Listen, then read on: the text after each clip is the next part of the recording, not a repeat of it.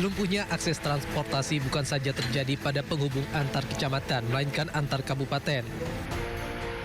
Akses jalan lintas nasional yang menghubungkan Kabupaten Gayo Luas dan Kabupaten Aceh Tenggara lumpuh, usai jumlah titik badan jalan putus.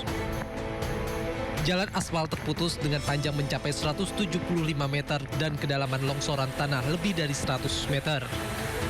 Alat berat di lokasi melakukan perbaikan, namun proses penanganan membutuhkan waktu cukup lama. Warga hanya dapat menggunakan jalur alternatif dengan kendaraan roda 2 yang melintasi kawasan pegunungan.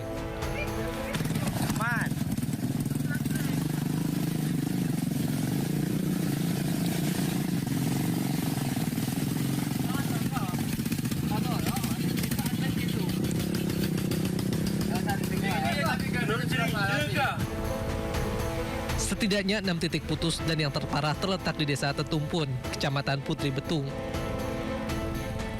Dari Kabupaten Gayo Luas, Aceh, Dosaino Ariga iNews melaporkan. Proses pencarian korban banjir bandang Lembah Padang Panjang, Sumatera Barat terus dilakukan. Tim SAR gabungan kembali sisir aliran sungai Batang Anai dan menemukan satu jenazah yang tersangkut di antara batang pohon.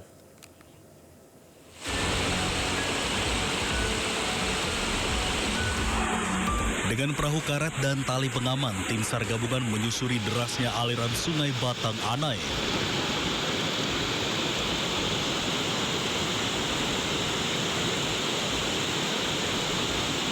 Setiap jengkal sungai di kawasan Megamendung diperiksa dengan seksama.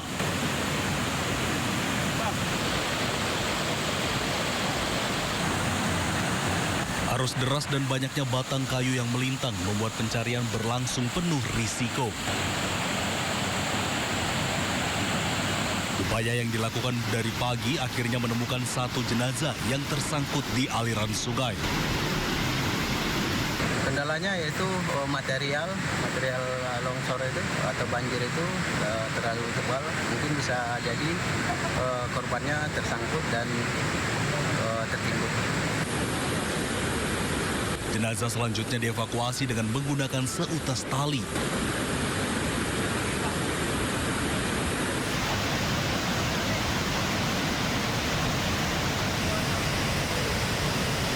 Setibanya di daratan, jenazah langsung dibawa ke Rumah Sakit Bayangkara Padang untuk proses identifikasi.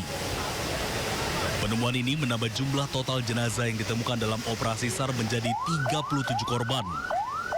Dari Padang Panjang, Sumatera Barat, Agung Sulistyo, iNews melaporkan.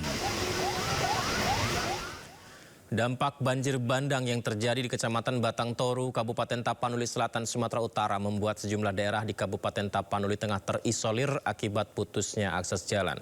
Korban banjir bandang di Tapanuli Tengah terpaksa berjalan kaki 20 km untuk mendapat bantuan logistik dari Tapanuli Selatan.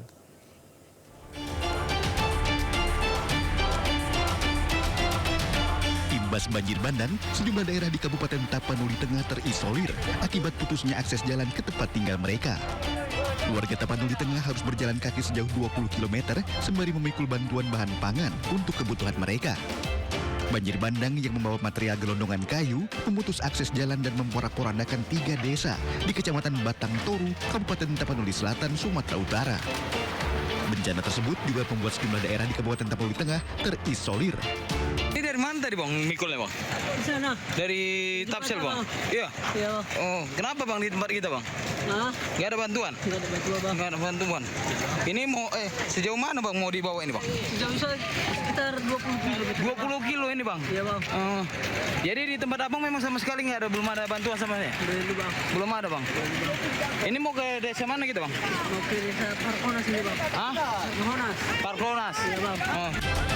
Warga berharap pemerintah dapat segera mendistribusikan bantuan logistik ke Tapanuli Tengah. Dari Tapanuli Selatan, Sumatera Utara, Indra Mulya Siagian, iNews melaporkan. Pemirsa, korban bencana banjir bandang di Aceh terpaksa berjalan kaki puluhan kilometer akibat akses jalan darat belum bisa ditembus kendaraan. Seperti inilah situasi terkininya pemirsa. Mereka hendak mengunjungi keluarganya atau mencari tahu kabar keberadaan sanak familinya yang hilang kontak akibat terputusnya jaringan komunikasi. Akses Biren, Bener Meriah, Aceh Tengah hancur dan rusak berat di kawasan Enang-Enang. Hingga saat ini akses jalan tersebut belum diperbaiki.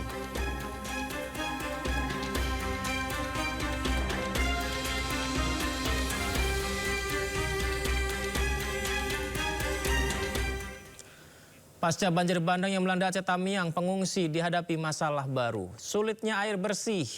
Akibatnya warga harus berjalan kaki hingga beberapa kilometer demi mendapatkan air bersih.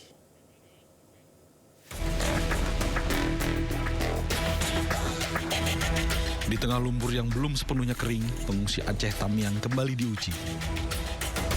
Air bersih yang menjadi kebutuhan paling dasar masih sangat sulit didapatkan. Setiap hari, warga dari berbagai posko pengungsian terpaksa berjalan kaki sejauh 3 hingga 5 km menyusuri jalan licin dan rusak untuk mendapatkan bantuan air minum. Keterbatasan logistik membuat pasokan air di posko cepat habis, sementara bantuan air bersih masih jauh dari cukup. Pemerintah daerah dan aparat TNI Polri terus berupaya mendistribusikan air, namun medan yang berat dan banyaknya titik pengungsian menjadi tantangan besar. Kondisi ini memaksa pengungsi bertahan dengan segala cara, termasuk antri berjam-jam dan memikul air mineral yang mereka dapatkan. Selain masalah air minum, warga terutama anak-anak juga terserang diare akibat kondisi yang tidak higienis. Dari Kabupaten Aceh Tamiang, Aceh, Muhammad Alfi, iNews melaporkan. Pasangan suami istri bersama anaknya yang masih balita nekat berjalan kaki selama 8 jam dari Takengon menuju Biren, Aceh. Hal ini dikarenakan kondisi di Takengon yang sudah parah. Ya brokan dan momploh kena itu. Nanti menjadi mampu. 80. Ya mau rebe, nah depan istirahat ini. Ini jembatan mana? Yes.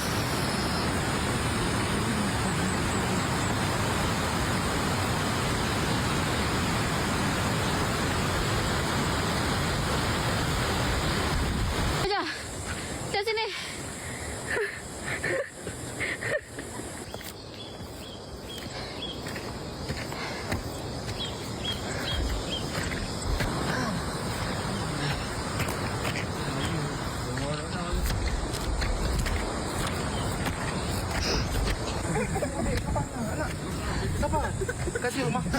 Di negeri dingin keluar keringat. Kayak mana capeknya? Wallahualam. Inilah. Kan aku kangen kak. Guys, kalau kalian mau ke Takengon, jangan dulu. Kau dek ketawa dia nggak jalan. Aduh capek kan itu. Pemirsa, Gubernur Aceh Muzakir Manaf akhirnya berhasil menerobos Kabupaten Aceh Tamiang lewat jalur darat untuk menyalurkan 30 ton bantuan sembako beserta obat-obatan. Muzakir berjanji akan memenuhi seluruh kebutuhan pokok korban bencana.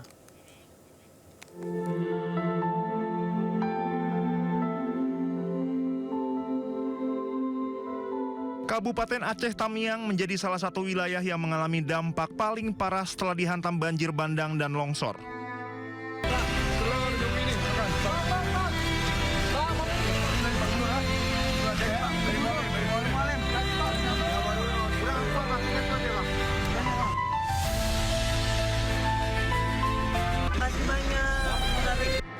Selama 9 hari tidak ada bantuan yang datang.